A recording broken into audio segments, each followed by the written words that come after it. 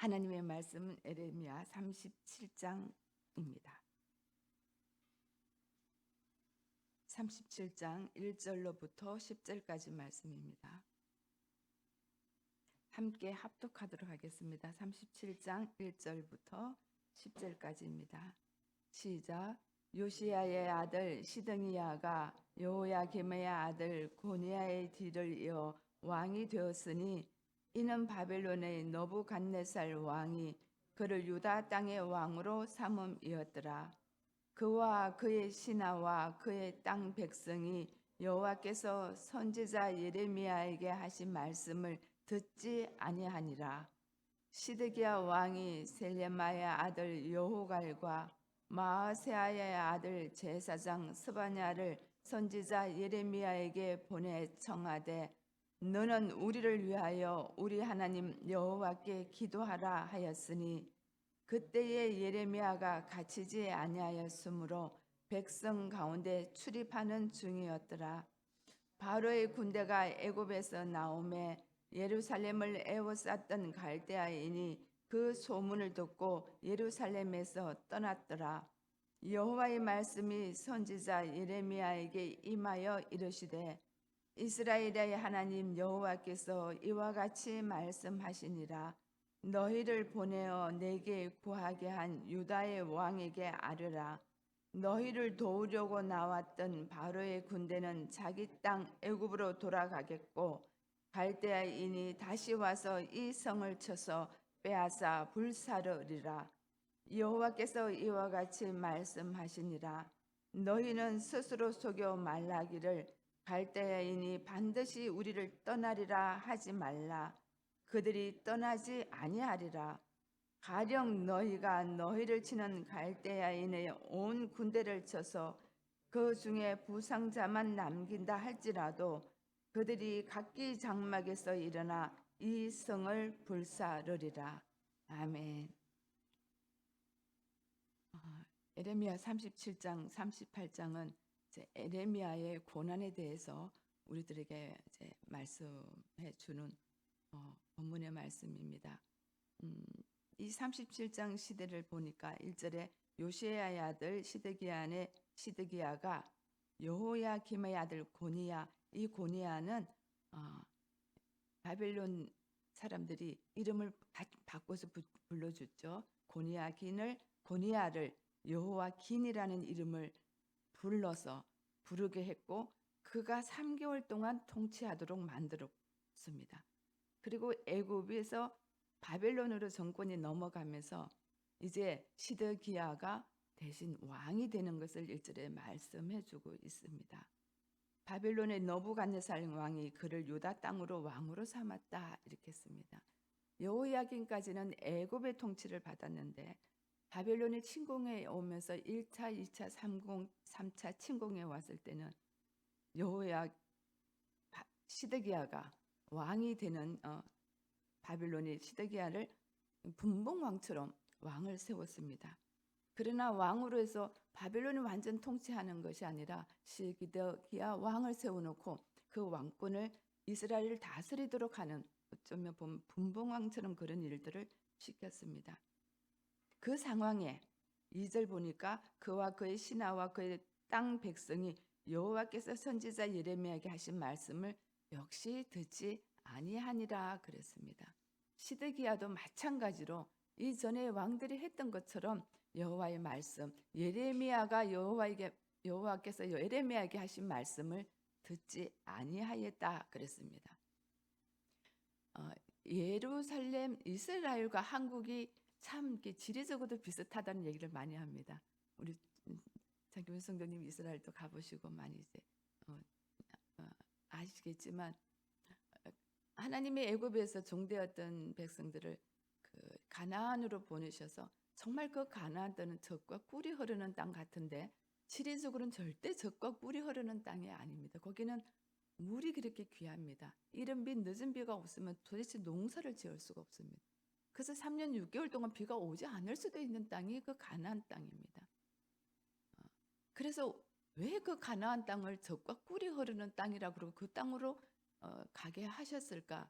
하나님의 계획은 이 백성이, 내가 선택한 이 백성은 반드시 나를 바라보지 않으면, 나를 의지하지 않으면 살아갈 수 없는 백성으로 만들어 놓고 거기를 보내신 겁니다.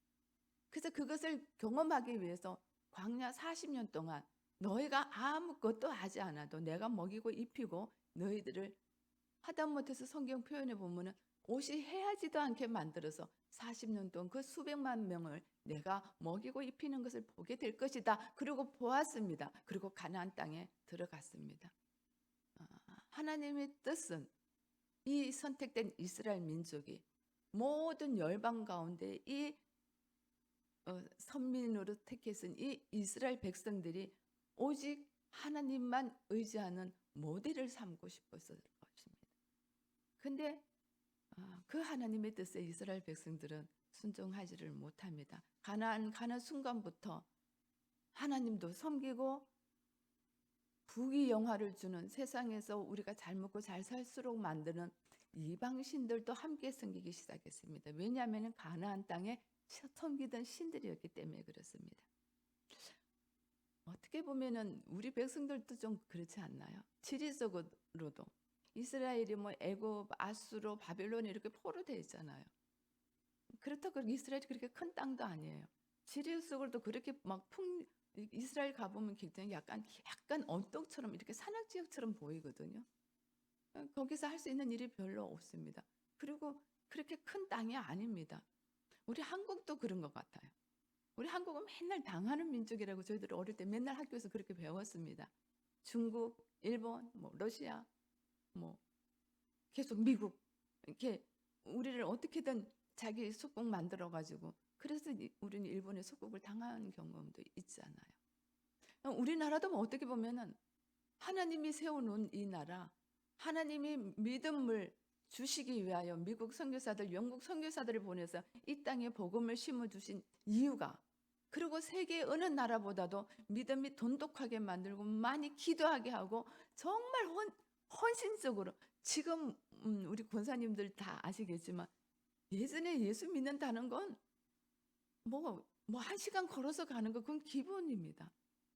아버지가 예수 믿는다고 막 머리 갖다 끌고 몽둥이를 맞아도, 맞고 나면 새벽이면 이 딸내미가, 아들내미가 사라집니다. 주로 여자 성도님들이 사라집니다. 어디 가냐 보면은 교회 가서 울면서 기도합니다. 우리 아버지 용서해달라.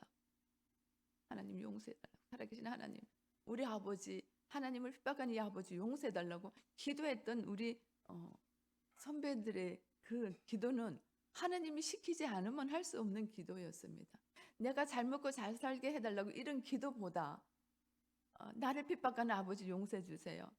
여기에 저 미신을 섬기고 이방신을 섬기는 이 땅에 하나님 통치해 주세요. 그 기도를 우리가 얼마나 많이 했습니까? 사실은 저는 그 잘 모릅니다. 저는 그렇게 기도해 본 적이 없습니다. 저는 20살이 넘어서 하나님을 만났기 때문에. 이방신을 섬기던 여자였잖아요. 근데 정말 모든 분들의 간증이 그랬습니다. 맞았어. 교회 와서 기도하고 있으면 아버지가 와가지고 갈고리를 가지고 와서 머리를 이렇게 덩어리를 찍어가지고 집으로 끌고 가면 질질질 끌려가면서 하나님 아버지, 이 아버지 용서해달라고 기도했던 그런 간증들을 참 많이 했습니다.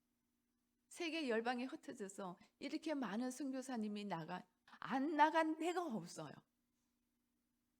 하와이 코나에서는 그 훈련을 시키는 학교잖아요. 안 나간 데가 없어요. 그 국기가 꽂혀져 있는 거 보면은 거의 지금 150개가 넘는 국기들이 꽂혀서 그곳에 가서 복음을 전하고 있는 한국 선교사님들이 얼마나 많은지 모릅니다. 하나님을 의지하지 않으면 살아갈 수 없는 나라라고 하나님이 이 에덴의 동쪽에 있는 이 동방의 아름다운 나라를 대한민국이라는 이름을 붙여놓고 지금도 사용하고 계시는 것 같습니다. 정말 우리는 하나님을 이제는 바라봐야 되는 민족입니다. 우리가 굉장히 위험에 처해 있다라고, 저는 정치를 잘 모릅니다. 그런데 많은 분들이 그렇게 이야기를 하더라고요. 참 위험한 상황이라고. 그래서 우리는 더 깨어서 기도해야 되는데 지금 한국교회 새벽기도 문 닫고 있는 교회들이 너무 많이 있습니다. 물론 심야기도도 많이 사라졌습니다. 주일날 한 번 예배 드리는 거, 성경 공부하는 한두 시간, 그 시간이 전부인 성도들이 굉장히 많습니다. 그런 와중에 여기 와서 기도하시는, 새벽에 깨우신 여러분들을 하나님은 얼마나 기뻐하는지 모릅니다. 정말 여러분들, 제가 축복하기 전에 하나님이 여러분들을 정말 축복하십니다. 하나님의 뜻을 구하는 여러분들의 기도 하나도 땅에 떨어지지 않는다고 생각합니다. 이스라엘 백성들도 그렇고 오늘 우리 한국 땅도 그렇습니다. 우리는 기도해야 될 때입니다. 근데 오늘 이 말씀에 보니까 3절 보니까 시드기야가 너무 이상한 얘기를 합니다. 시드기야 3절 같이 한번 읽어볼게요. 시작. 시드기야 왕이 셀레마의 아들 여호갈과 마아세야의 아들 제사장 스바냐를 선지자 예레미야에게 보내 청하되 너는 우리를 위하여 우리 하나님 여호와께 기도하라 하였으니. 말이 또 재밌습니다. 그죠? 저는 여기다 빨간 줄을 꺼놨는데 너는 예레미야는 우리를 위하여 우리 백성들을 위하여 우리 하나님 여호와께 기도하라는 겁니다. 지금 시드기야 왕은 예레미야를 무조건 죽이고 싶지가 않습니다. 매국노라고 얘기를 하기는 하지만 예레미야가 하나님의 종이라는 것을 이 시드기야는 지금 암암리에 표현하고 있습니다. 기도 요청을 하는 겁니다. 우리를 위하여 우리 하나님 여호와께, 우리를 위하여 우리 하나님, 시드기야의 하나님, 이스라엘의 하나님 여호와께 기도하라고 얘기합니다. 금식을 선포하고 금식 기도도 했습니다. 그럼에도 불구하고 시드기야는 불안합니다. 그리고 시드기야가 왕이 되고 나니까 이 정치를 잘 이끌었으면 좋겠고 이 나라가 멸망하지 않게끔 하고 싶은 욕심도 생겼습니다. 그래서 우리가 으쌰으쌰 잘해서 이 나라를 한번 지켜보자 하는 마음이 있는데 그게 잘 되지 않고 뭔가가 불안한 김새가 오죠. 왜냐하면 바벨론이 지금 포로로 완전히 예루살렘을 둘러싸고 포위하고 있는 상황을 시드기야가 알기 때문에 그렇습니다. 그래서 우리를 위하여, 이 백성을 위하여 너가 기도해달라는 겁니다. 우리 마음에는 시드기야가 진짜로 기도하면 되잖아요. 그죠? 왕이 먼저 기도하면 되잖아요.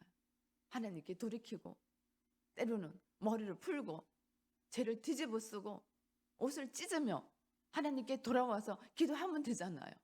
용서해 달라고, 우리가 하나님의 뜻을 어긴 우리 죄악을 용서해 달라고.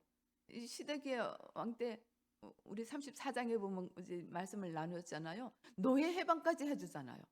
그걸 하나님, 혹시 우리가 하나님께 무슨 죄를 저질렀지 생각하니까 노예 해방이 생각나요. 노예를 해방하라 그랬는데 해방하지 않은, 희년에 노예를 해방하지 않았던 거 34절 우리 경험했잖아요. 말씀 묵상했잖아요. 그러니까 노예를 해방해 줬어요.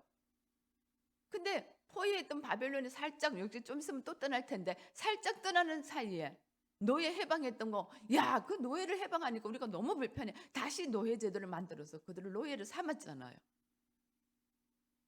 그러니까 지금 시드기야는 어떻게든 하나님의 뜻을 조금이라도 이루어져서 하나님의 마음을 잠재우고 싶었던 마음이 있었던 거예요. 그러니까 우리를 위해서 제발 중보기도 좀 해달라는 겁니다.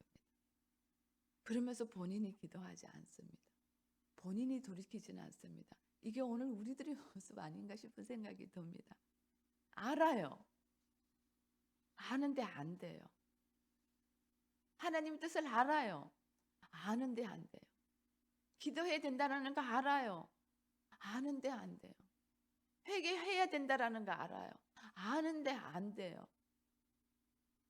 생명 걸고 말씀에 순종해야 된다는 거 알아요. 아는데 안 돼요.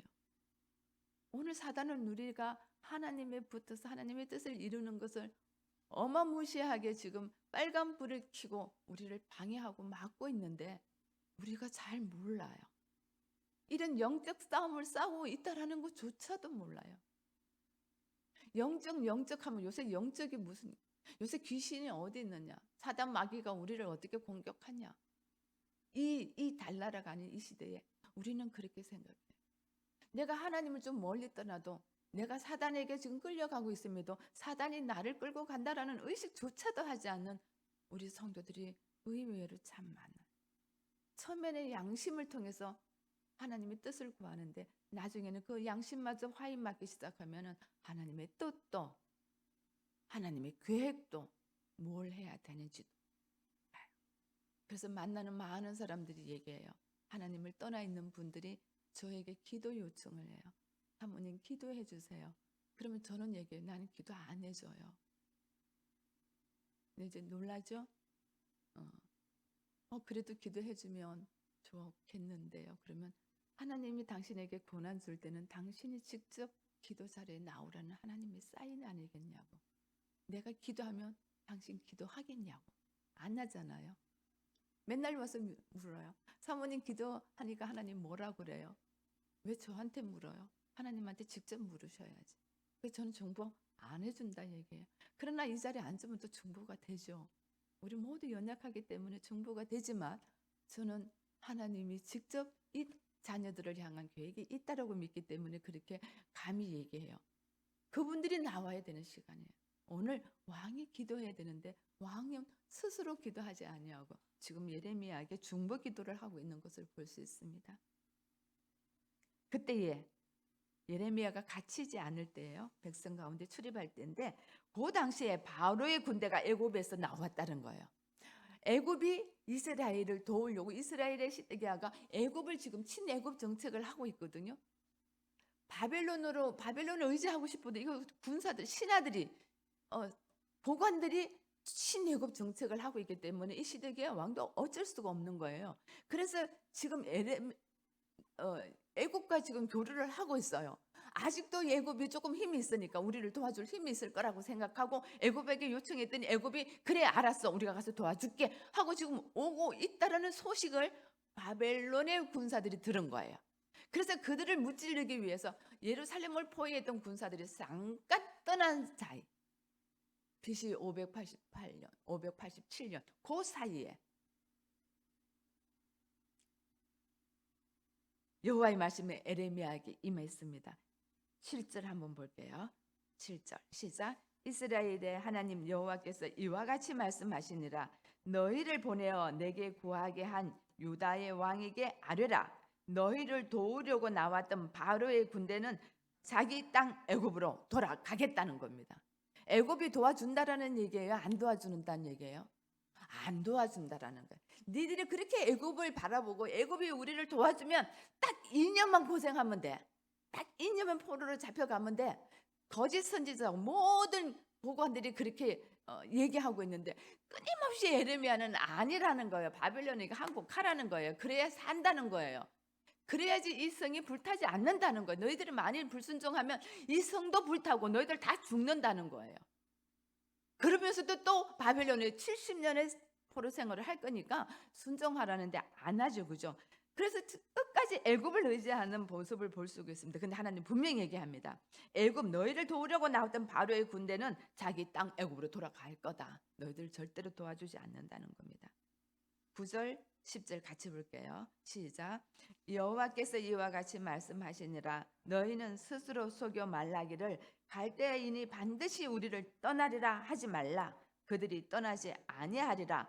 가령 너희가 너희를 치는 갈대아인의 온 군대를 쳐서 그 중에 부상자만 남긴다 할지라도 그들이 각기 장막에서 일어나 이 성을 불사르리라. 이 성은 반드시 불살림을 당할 거라는 겁니다. 왜냐하면 애굽은 떠나갈 것이고 바벨론은 절대로 떠나가지 않을 것이기 때문입니다. 징계의 도구로 썼던 바벨론은 하나님이 점점 강성하게 만들어서 이스라엘 백성들의 징계를 일으키는 도구로 쓸 거라는 것은 하나님의 약속의 계획이었습니다. 하나님의 뜻이었습니다. 근데 이게 그렇게 순종이 잘 안 됩니다. 에레미야는 죽을 똥 살똥 끊임없이 이 말을 합니다. 돌아오십시오. 회개하십시오. 아버지께 나오면 아버지가 다 용서해 주시고 싸매어 주실 거니까 돌이키십시오. 돌이키십시오. 근데 끝까지 백성들은 돌이키지 않고 누구를 의지합니까? 애굽을 의지하는 거예요. 우리는 성경 속에서 애굽을 사단의 영역이라고 많이 비유를 합니다.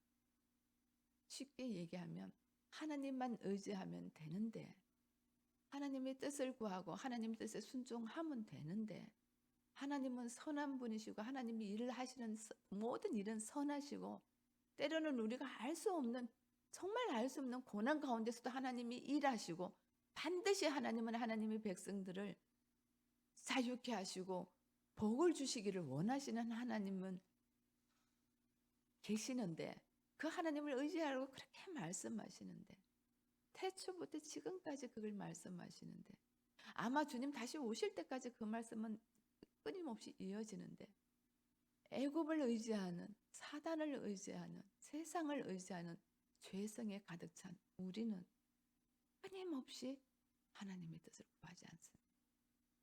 어찌 그렇게 양반 세월이 가면 갈수록 나라 경제가 좋아지고 잘 살면 잘 살수록 하나님을 찾지 않는 민족으로 변해가는 것을 볼 수 있습니다. 예전에 우리가 기도를 가르칠 때에 교사 선생님들은 잘 아실 거예요. 기도 손 이렇게 아이들한테 기도 손 이렇게 하면 아이들이 5손을 탁 하면은 여기 5가지 기도입니다. 처음에는 하나 엄지니까 하나님의 이름을 부르십시오. 다음에 지시하는 것은 하나님께 감사하고 찬양하십시오. 그리고 제일 길어요. 제일 길은 건 회개예요. 회개를 많이 하십시오. 그리고 여기 회개보다 좀 짧은 좀 여기 중간지는 얘는 간구하십시오. 그리고 예수님의 이름으로 기도합니다. 이렇게 하는 것이 기도입니다. 이렇게 많이 가르쳤어요. 저도 그렇게 처음에 예수 믿을 때 배웠어요. 하나님의 이름을 부르십시오. 그리고 하나님께 감사하십시오. 그리고 회개하십시오.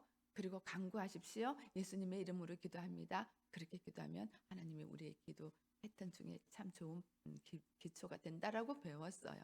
지금도 우리 많은 성도님들이 이렇게 기도하죠. 그죠? 하나님 이름 부르고 하나님께 감사하고 회개하고 그리고 우리의 기도를 구하고 예수님 이름으로 기도합니다. 이렇게 얘기해요. 이렇게 계속 기도를 해왔던 우리들이에요. 근데 조금씩 기도가 변질되기 시작한 것 같아요. 하나님의 이름을 부르는 건 맞아요. 우리가 하나님을 찬양하는 거 맞아요. 많이 찬양해야 돼요. 회개해야 돼요. 회개가 길수록. 왜냐하면 우리는 하나님 앞에 의롭다고 인정받는 게 주님이 아니면 의롭다고 인정받을 수가 없잖아요. 그래서 매일 넘어지는 거예요. 근데 너무 감사한 건 넘어질 줄 알고 용서해 주시는 하나님이시더라고요. 그죠? 우리가 범죄할 줄 아시고도 용서해 주시는 하나님. 벌써 십자가에서 다 이루었다는 것은 우리가 범죄할 줄 알고 우리 회개하고 또 돌아올 줄 아시고 미리 회개하시는 하나님의 사랑을 우리는 정말 기가 막힌 사랑이에요. 그래서 우리는 좀 부족해도 그 소리 빵빵 치는 거예요.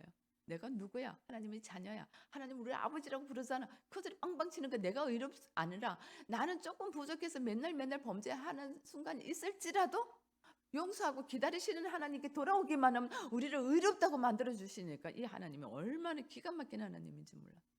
그래서 우리는 그럼에도 불구하고 또 잘못한 것은 하나님 앞에 회개해야 되는 건 맞습니다. 근데 문제는 요 강구입니다. 이 강구를 우리 한국의 강구는 유독 특별합니다. 왜냐하면 우리는 비는 기도를 참 많이 했습니다. 절에 가도 빌고 물 떠놓고 빌고 고목 앞에서도 빌고 맨날 비는 것을 우리는 많이 익혀 경험하고 있었습니다. 그런데 성경에서 이렇게 강구하라. 이렇게 너희들 구할 것을 구하라. 무엇이든지 구하면 된다. 요 말이 딱 꽂힌 거예요. 무엇이든지 구하면 된다. 그래서 절에서 구했었던 것 똑같이 구하고 물 떠놓고 구했던 것 똑같이 구하고 고목나무 앞에서 막 추렁추렁 걸어놔놓고 구했던 것까지 똑같이 무당 앞에 가서 작두 타면서 구하는 거하고 똑같이 구다. 다 그렇게 구하다 보니까 하나님이 진짜 우리에게 구하라는 걸 우리는 잃어버린 것 같아요. 우리 이거 회복해야 됩니다. 우리를 위해서 간구하는 자가 아니라 하나님의 뜻을 위하여 간구하는 자가 됐으면 좋겠어요. 어느 날 하나님이 저한테 그런 말씀 주시옵소서 하지만 우리는 그 주시옵소서가 너무 쉬워요. 기도할 때 주십시오 없으면 기도가 안 되잖아요. 그냥 주십시오 그러면 안 줄 것 같아요. 주시옵소서. 저희들도 그렇게 기도했거든요. 기도원에 가서 기도하면 막 두 손 들고 주시옵 다 주시옵소서 여기저기서 주시옵소서. 그래서 외국 선교사님 와가지고 한국 성도들의 기도는 왜 뭐 이상한 기도 똑같이 한 마음으로 주시옵소서. 근데 주시옵소서가 뭐냐고 물었다고 그러잖아요. 우리는 그 기도가 참 편해요. 그렇게 기도를 했기 때문에. 근데 하나님의 말씀은 이 주시옵소서 기도보다 하나님의 뜻을 구하는 기도를 했으면 좋겠다는 마음을 저에게 주셨어요. 근데 성경을 보니까 다 하나님 나라와 그 의를 위해서 기도하라고 그러셨더라고요. 하나님 오늘 내가 무엇을 위해서 기도할까라고 우리는 한 번도 안 물어보면 안 돼요. 물어보셔야 돼요. 하나님 내가 원하는 기도가 내 기도인지 하나님의 뜻을 위하는 기도인지 우리는 물어보고 그래서 하나님의 뜻에 합당한 기도 제일 좋은 거는 말씀에서 구하라고 하는 기도를 우리가 들어요. 하나님의 나라가 하늘에서 이루어진 것처럼 이 땅에서 이루어지도록 기도하는 기도가 이 간구 기도의 중심이 되어야 된다라고 말씀합니다.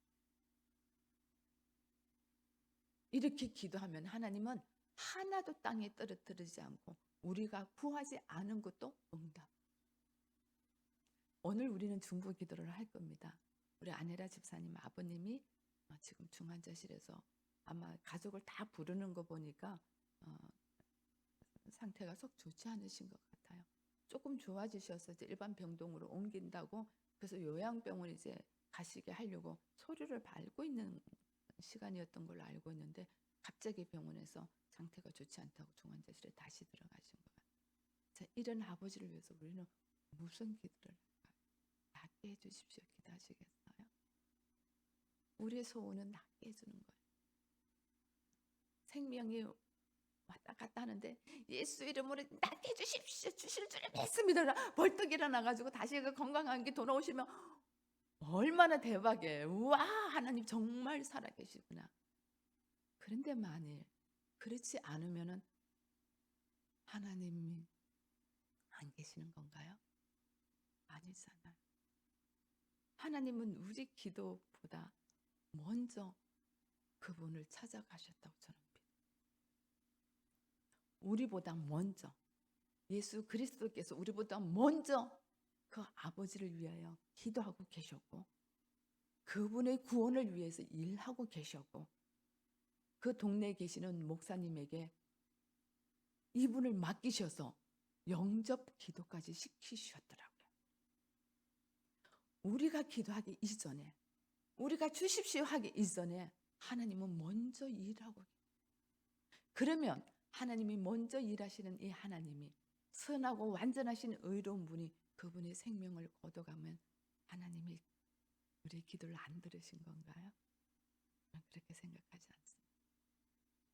하나님은 우리가 구하는 기도보다 더 좋은 방법으로 일하고 그 손길을 보고 그 계획을 보는 자는 어떠한 상황에 있든지 하나님 우리 기도에 응답해 주셔서 감사합니다. 찬양할 수 있어요. 주십시오. 하나님 그렇게 기도했는데 안 주잖아. 이렇게 얘기할 수 없을 거예요. 주십시오. 함에도 불구하고 하나님은 우리의 연약함을 아시고 우리보다 먼저 더 좋은 계획을 갖고 계시는 분이죠. 그 하나님이 오늘 우리를 이 기도 자리에 불러주셨습니다. 그 일하시는 하나님을 오늘 찬양했으면 좋겠습니다. 주십시오 기도보다 하나님의 뜻을 묻고 하나님의 뜻을 위하여 기도하는 오늘 성숙한 그리스도인 사단이 감히 공략할 수 없는 영적으로 깨어있는 성도가 되셨으면 좋겠습니다. 저도 오늘 하나님의 음성을 매일마다 매 순간마다 묻는 기도를 저는 눈 뜨고 기도합니다. 걸어가면서 기도하고 화장실에서도 기도하고 카페에 앉아서 혼자 앉아서도 기도하고 일하면서도 기도합니다. 하나님은 늘 우리 곁에 계시기 때문에 우리는 언제든지 기도할 수 있습니다. 매 순간순간마다 하나님의 뜻을 또 하나님과 동행함을 찬양하고 기도하는 우리가 되었으면 좋겠습니다. 기도하겠습니다.